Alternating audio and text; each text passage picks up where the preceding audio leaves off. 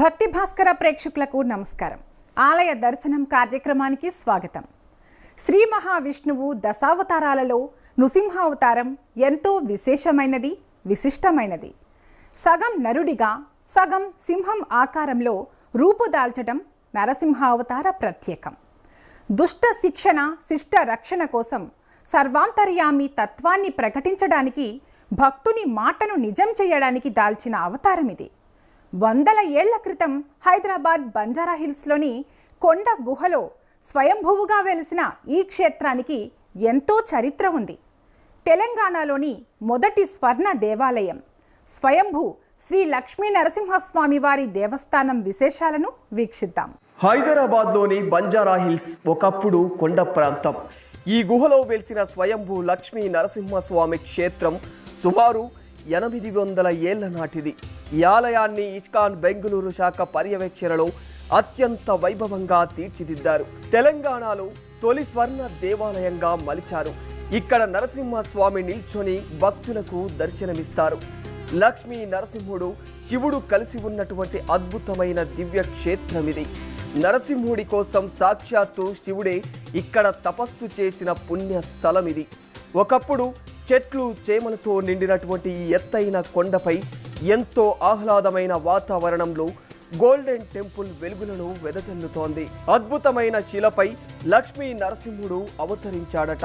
మంత్రరాజ పదస్తోత్రం అన్న మంత్రాన్ని పఠిస్తూ లక్ష్మీ నరసింహస్వామి దర్శనం కోసం పరమేశ్వరుడు తపస్సు చేశారని చెబుతుంటారు. నరసింహుడు తన చేతిలో ఉన్న శంఖాన్ని శివుడి శిరస్సు మీద పెట్టాడట. ఆ కారణంగా ఇక్కడ కొలువైన శివుడిని పాంచజన్య శివుడిగా పిలుస్తుంటారు.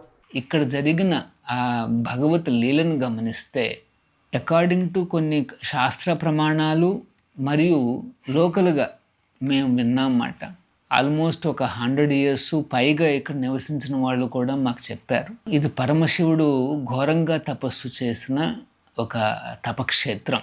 లక్ష్మీ నరసింహ దర్శనార్థమై ఆయన చేసిన తపస్సుకు మెచ్చి స్వామివారు అమ్మవారితో కలిపి దర్శనాన్ని ప్రసాదించడమే కాకుండా తన చేతిలో ఉన్న శంఖాన్ని, ఆ పాంచజన్యాన్ని ఆ శివుడి శిరస్సు పైన మోపడం జరిగింది. అప్పుడు ఆ శివుడు కూడా స్వయంభూ పాంచజన్య ఈశ్వరుడుగా వెలిసాడు అనేసి ఒక ప్రతీతి. ఆయన క్షేత్రపాలకుడుగా ఇక్కడ వెలిస్తే లక్ష్మీ నరసింహస్వామి కూడా అదేవిధంగా నించుని మనకు అందరికీ కూడా దర్శనం ప్రసాదిస్తున్నారు. చాలా యూనిక్గా ఉంటుంది ఇక్కడ ఆ దర్శనము. తర్వాత పాంచజన్యేశ్వరుడు కూడా చాలా అద్భుతంగా కనిపిస్తాడు.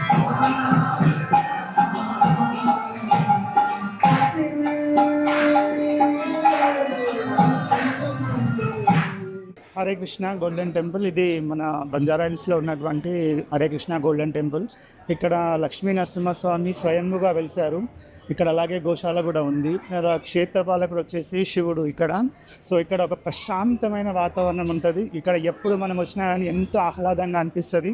సో మేమైతే రెగ్యులర్గా వస్తూ ఉంటాము. సో నాకు చాలా చాలా హ్యాపీగా అనిపించింది.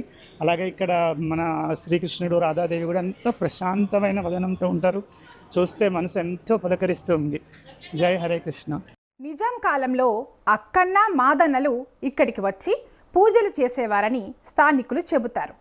శివుడు ఇక్కడ క్షేత్ర పాలకుడిగా ఉన్నాడు. అందుకే లక్ష్మీ నరసింహుడి విగ్రహానికి ఎదురుగా శివుడి విగ్రహం ఉంటుంది. 1990లో దేవాదాయ శాఖ స్వయంభూ లక్ష్మీ నరసింహస్వామి ఆలయాన్ని తమ ఆధీనంలోకి తీసుకుంది. 20 ఏళ్ల కిందట ఈ ఆలయాన్ని యాదగిరిగుట్ట క్షేత్ర పరిధిలోకి తీసుకువచ్చారు. ఆలయాన్ని పునరుద్ధరించి భక్తులకు దర్శన భాగ్యం కల్పించాలనే ఉద్దేశంతో ఈ ఆలయాన్ని 2011లో ఇస్కాన్ బెంగుళూరు శాఖకు అప్పగించారు.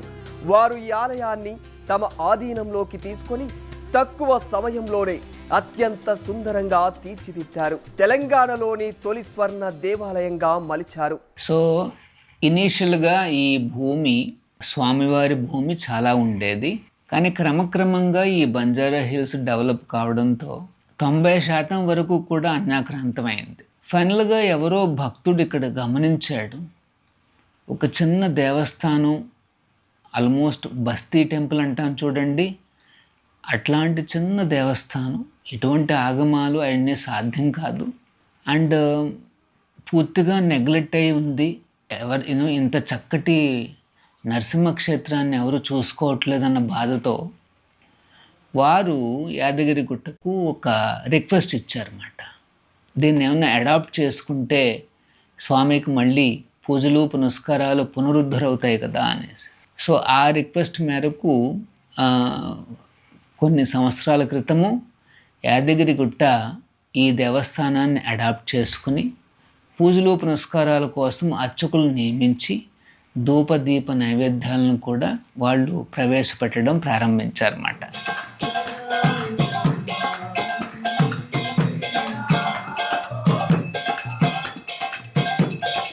నేను బంజారాహిల్స్ రోడ్ నెంబర్ 12 నుంచి వస్తున్నాను. ఎవ్రీ సండే ఫ్రీక్వెంట్గా స్వయంభూ లక్ష్మీ నరసింహస్వామి టెంపుల్కి విజిట్ చేస్తూ ఉంటాను. రాధాకృష్ణుని కూడా వచ్చి దర్శనం చేసుకుంటూ ఉంటాము. ఇక్కడికి వస్తే చాలా పీస్ఫుల్గా అనిపిస్తూ ఉంటుంది. మైండ్ చాలా రిలాక్సేషన్గా ఉంటుంది. రాధాకృష్ణుని చూస్తూ ఉంటే మైండ్లో ఎట్లాంటి ఆలోచనలు ఉన్నా అవి రావు. చాలా నెగిటివ్ థాట్స్ ఉన్నా కానీ ఇక్కడికి వస్తే పాజిటివ్ ఫీలింగ్ అన్నది వస్తూ ఉంటుంది. ఇక్కడ దర్శనం చేసుకున్నాక వెంటనే వెళ్ళకుండా ఇక్కడ టైం స్పెండ్ చేసి రాధా గోవిందని జపం చేసుకొని ఇక్కడ పీస్ఫుల్గా టైం స్పెండ్ చేసుకొని సండే వెళ్దామన్న ఆలోచనతోటి టెంపుల్కి వస్తూ ఉంటాము. ఇప్పుడు ఏ గుడికి వెళ్ళినా సరే మనం హడావిడిగా వచ్చి దర్శనం చేసుకోవడానికి పోవడానికి ఉంటుంది. కానీ ఇక్కడ అలా కాకుండా పీస్ఫుల్నెస్, మైండ్కి ఒక పాజిటివిటీ ఎనర్జీ, ఇక్కడికి వస్తే బయటికి వెళ్ళబుద్ధి కాకుండా ఉంటుంది. సో ఎందుకంటే లైఫ్లో చాలా మనకి ఏవో ఇంపార్టెన్స్ ఉంటాయి, పనులు ఉంటాయి. అదే అని కాకుండా ఇక్కడ రాధాకృష్ణుని శ్రీ స్వయంభూ లక్ష్మీ నరసింహస్వామిని దర్శించుకుంటే వీక్లీ వన్స్ ఆర్ ట్వైస్ మనకి ఎట్లాంటి టైం ఉన్నా ఇక్కడ మనం ఒక టైం స్పెండ్ చేసి ఇక్కడికి వచ్చి ఇక్కడ దర్శనం చేసుకుంటే మనకి ఎలాంటి నెగిటివ్ ఎనర్జీ ఉన్నా పోయి పాజిటివ్గా ఉండాలని అనిపిస్తూ ఉంటుంది. జాబ్ చేస్తూ ఉంటాను, నేను కూడా జాబ్ చేస్తూ ఉంటాను. ఏంటి అంటే ఎవ్రీ సండే రావడానికి నా రీజన్ ఏంటి అంటే ఇంట్లో ఏదో టెన్షన్స్ ఉంటాయి, జాబ్ స్ట్రెస్ ఉంటుంది. ఇక్కడికి వస్తే ఏంటి అంటే అవన్నీ ఏవి గుర్తురావు. ఫస్ట్ ఇక్కడ ఎంటర్ అయినామంటే ఆ ఎనర్జీయే వేరు, ఆ పాజిటివ్ ఎనర్జీయే వేరు. ఇక్కడ వచ్చామంటే అన్నీ మర్చిపోవాల్సిందే. 5 ఎకరాల విస్తీర్ణంలో నిర్మించిన ఈ దేవాలయ ప్రాంగణంలో శ్రీవారి నందనవనం ఇక్కడికి వచ్చే భక్తులకు కనువిందు చేస్తూ సందర్శకులకు భూతల వైకుంఠంలో ఉన్నామా అన్నంత అనుభూతి కలిగిస్తాయి. నేపాల్ దేశంలోని ముక్తినాథ్ ఆలయ సమీపంలో గల గండకీ నదిలో లభించిన సాలగ్రామ శిల శ్రీ లక్ష్మీ నరసింహస్వామి వారి గర్భాలయంలోనే అరుదైన జలగర్భ నారాయణ సాలగ్రామ శిలగా భక్తులకు దర్శన భాగ్యం కలిగిస్తుంది. ప్రపంచంలో గల అతిపెద్ద సాలగ్రామ శిలల్లో ఒకటిగా దీనిని చెప్పవచ్చు. ఈ ఆలయ పునర్నిర్మాణ సమయంలో ఓ విశేషం చోటు చేసుకుంది. ఓ భక్తుడు అతి ప్రాచీనమైన శాలిగ్రామాన్ని ఈ ఆలయానికి దానం చేశాడు. 21 అంగుళాల శాలిగ్రామం గంగాజలంతో నిండి ఉంది. ప్రపంచంలోనే అతిపెద్ద జలగర్భ శాలిగ్రామమైనటువంటి దానిని జలగర్భ నారాయణుడిగా పిలుస్తారు. ఇది చాలా విశేషమైనది. ఒక శాలిగ్రామం తయారు కావాలంటే చాలా ఏళ్లు పడుతుంది. నేపాల్ దగ్గర ఉన్నటువంటి గండకీ నదిలో సాధారణంగా ఇవి దొరుకుతూ ఉంటాయి. వక్ర కిరీటాలు భగవంతుడి ఆకారంలో ఈ శాలిగ్రామాలను చెక్కుతాయి. అలాంటి శాలిగ్రామాలను ఇప్పుడున్నటువంటి కలియుగంలో దర్శించుకోవడమే చాలా కష్టమని చెప్పుకోవచ్చు. ఆ శాలిగ్రామం ఈ పురాతనమైన క్షేత్రాన్ని వెతుక్కుంటూ రావడం శుభప్రదంగా భావించిన నిర్వాహకులు గర్భాలయంలో ఆ శాలిగ్రామాన్ని పెట్టి నిత్య పూజలు చేస్తున్నారు. ఆలయంలో మరెన్నో ప్రత్యేకతలు ఉన్నాయి. రాధా గోవిందులు, రాజ్యలక్ష్మి, గరుడ దేవాలయాలను భక్తులు దర్శనం చేసుకోవచ్చు. Hare Krishna. The golden temple Banjara hills location నుంచి చెప్తున్నాను. ఫస్ట్ టైం నేను ఈ టెంపుల్కి రావటము, but I had a very great experience. ఇక్కడ హరే రామ హరే కృష్ణ అది మంత్ర జపము, అది స్తోత్రం అదంతా చేశారు. అసలు నిజంగా ఒక కైలాసానికి వెళ్ళి వచ్చామా అన్న ఫీలింగ్ వచ్చింది అవన్నీ చూస్తుంటే కనుక. తర్వాత స్వయంభూగా వెలిసిన శివుణ్ణి దర్శనం చేసుకున్నాము. అట్లాగే తర్వాత స్వయంభూగా వెలిసిన లక్ష్మీనారాయణ స్వామిని అర్చన చేయించుకున్నాము. చాలా మంచి అనుభూతి కలిగింది. తర్వాత రాధాకృష్ణులది దానికి కూడా దర్శనం చేసుకున్నాము. ఆరతి ఇచ్చారు. మొత్తానికి ఇందులో మేము వచ్చి అప్పుడే 1 hour 2 hours అవుతుంది, కానీ అసలు టైం తెలియకుండా ఎట్లాగైందో కూడా తెలియట్లేదు. చాలా మంచి ఎక్స్పీరియన్స్, చాలా స్పిరిచువల్గా ఎక్కడికో వెళ్ళిపోయామా అన్నట్టు అనిపించింది. Really everybody should come and get this Swami's blessings and also get the experience by yourself. It's not like I cannot put it in the words exactly, but it is a very great and blissful experience that everyone should get it by themselves and everybody should feel themselves. Hare Krishna. Thank you.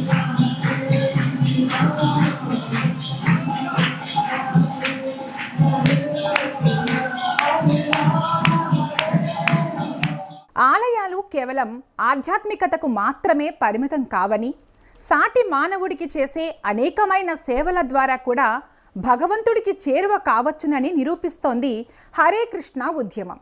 అందుకు నిదర్శనంగా నిలుస్తుంది బంజారా హిల్స్లో road number 12లో గల శ్రీ లక్ష్మీ నరసింహస్వామి ఆలయం. ఇక్కడ హనుమంతుడి విగ్రహానికి 4 చేతులు ఉంటాయి. ఇక్కడ కొలువైన హనుమంతుడు భక్తులను విశేషంగా ఆకట్టుకుంటాడు. 4 భుజాలతో ఆంజనేయుడు దర్శనమిస్తాడు. అందుకే చతుర్భుజ జప ఆంజనేయ స్వామిగా పిలుచుకుంటారు. 2 చేతుల్లో శంఖ చక్రాలు ధరించి ఉంటాడు. ఒక చేతిలో జపమాల, మరొక చేతిలో సాక్షిమాలతో దర్శనమిస్తాడు. ఇక్కడి ఆంజనేయుడు నరసింహస్వామిని చూస్తూ జపం చేస్తుంటాడు. ఈ దృశ్యం చాలా అపురూపం, అరుదైనది కూడా. స్వయంగా లక్ష్మీ నరసింహస్వామి హనుమంతుడికి దీక్షను ప్రసాదించారని చెబుతుంటారు. 108 దివ్యక్షేత్రాల్లో ఒకటైన షోలింగర్లో ఉండే అపురూపమైన దర్శనమే మళ్ళీ ఇక్కడ కనిపిస్తుంది.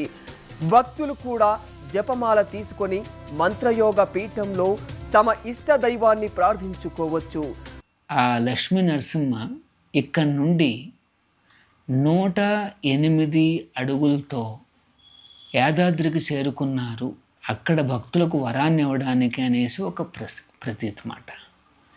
అందుకనే ఇక్కడ హైదరాబాద్ లోకల్గా చాలామంది ఒక రథాన్ని తీసుకుని ఈ 108 స్టెప్స్ వేసిన ఆ భగవంతుడి యొక్క మార్గంలో వారు కూడా ఈ రథయాత్రను చేస్తున్నారు ఇప్పటికీ.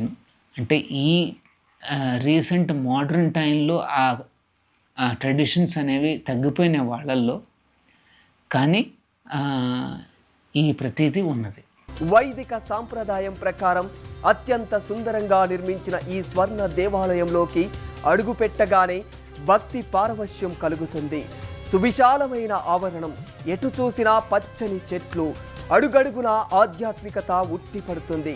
గోశాలతో ఆహ్లాదకరమైన వాతావరణంలో భక్తులు స్వామివారిని దర్శనం చేసుకోవచ్చు. తెల్లవారుజామున 4:15 ఈ ఆలయంలో పూజలు మొదలవుతాయి. స్వామివారికి మంగళహారతితో కార్యక్రమాలు ప్రారంభిస్తారు. షోడశోపచారాలన్నీ పూర్తి కాగానే 7:15 దర్శన హారతి ఇస్తారు. అదయ్యాక నరసింహ హారతి, తులసి హారతి, శాలగ్రామ హారతి ఇస్తారు. 8:15 భాగవతంపై ఒక ప్రవచనం ఉంటుంది. 18,000 శ్లోకాలు ఉన్నటువంటి మహాభారతంలో రోజుకు ఒక శ్లోకాన్ని తీసుకొని ఇక్కడ ప్రవచనం చేస్తారు. రాత్రి 8 గంటలకు శయన హారతి ఉంటుంది.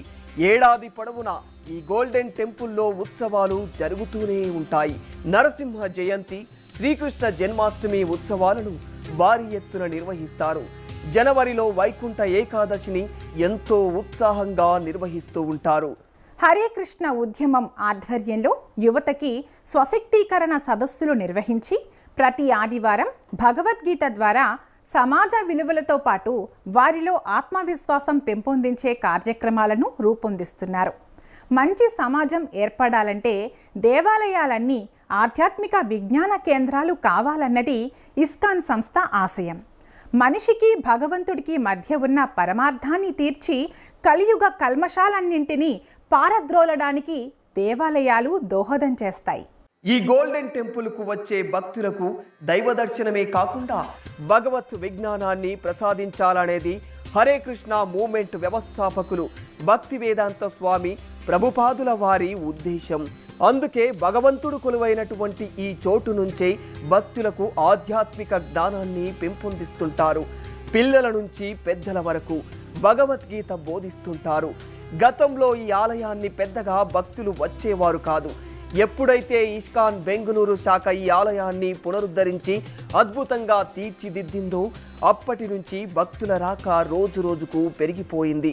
నేను యువతరానికి ఇచ్చే సందేశం ఏమిటంటే, మనకి ఎప్పుడూ కూడా మనస్సులో ఏమనిపిస్తుందంటే ఒక షార్ట్ కట్ ఏమన్నా ఉంటే బాగుంటుంది నా ప్రోగ్రెస్కి, లేకపోతే నా యొక్క హ్యాబిట్స్కి, లేకపోతే నా యొక్క లిమిటేషన్స్కి అనేసి.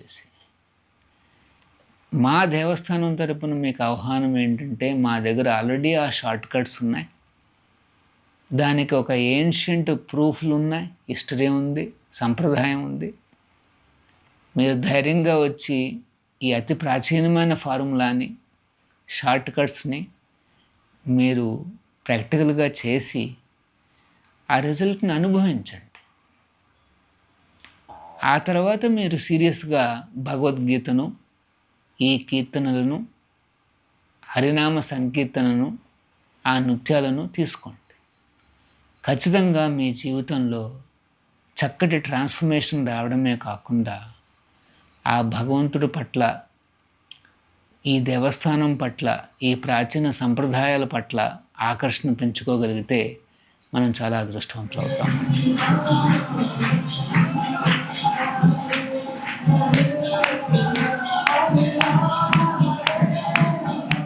దేవాలయానికి 10 మైళ్ళ లోపు ఎవరూ ఆకలితో ఉండకూడదు అన్న శ్రీ శ్రీ ప్రభుపాదుల వారి ఆశయానికి అనుగుణంగా సంస్థ తమ ప్రణాళికలను రూపొందించింది. ఆకలి వల్ల విద్యార్థులు చదువులకు దూరం కాకూడదన్న లక్ష్యంతో ఏర్పాటైన అక్షయ పాత్ర ఫౌండేషన్కు తెలంగాణలో అంకురార్పణ ఈ స్వామి సన్నిధిలోనే జరగడం విశేషం.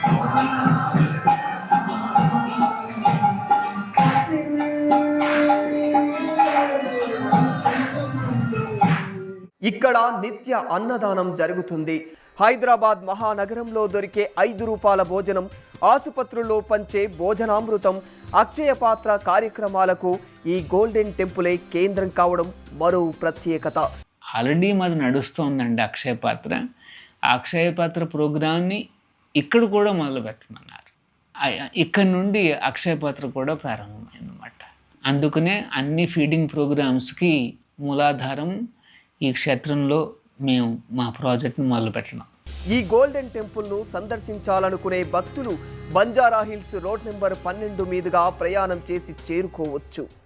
ఆర్తజన రక్షకుడు, భువనైక మోహన రూపుడు, వేదాలకు మూలమైన దేవుడు, కథానాయకుడై పురాణాలను నడిపించిన పరంధాముడు, మనిషిలోని మృగ ప్రవృత్తిని పోగొట్టడానికి నరమృగావతారమెత్తిన మహావిష్ణువు నరసింహస్వామి కేవలం అవతారమూర్తి మాత్రమే కాదు, ఆ స్వామి మంత్రమూర్తి. వేదాంతాలుగా బాసిల్లే ఉపనిషత్తులలో నరసింహతత్వం వర్ణించబడి ఉంది. అటువంటి స్వయంభూ ఆలయాన్ని దర్శించడం, అర్చించడం వలన శత్రుజయం కలుగుతుంది, ఆటంకాలు తొలగి సమస్త శుభాలు చేకూరుతాయి. ఈ సమాచారం మీకు నచ్చినట్లయితే ఈ వీడియోని లైక్ చేయండి, మీ స్నేహితులకు బంధువులకు షేర్ చేయండి. ఇలాంటి ఆలయాల సందర్శనం కోసం మన ఛానల్ని సబ్స్క్రైబ్ చేసుకోవడం మర్చిపోకండి. సర్వే జన సుఖినో భవంతు.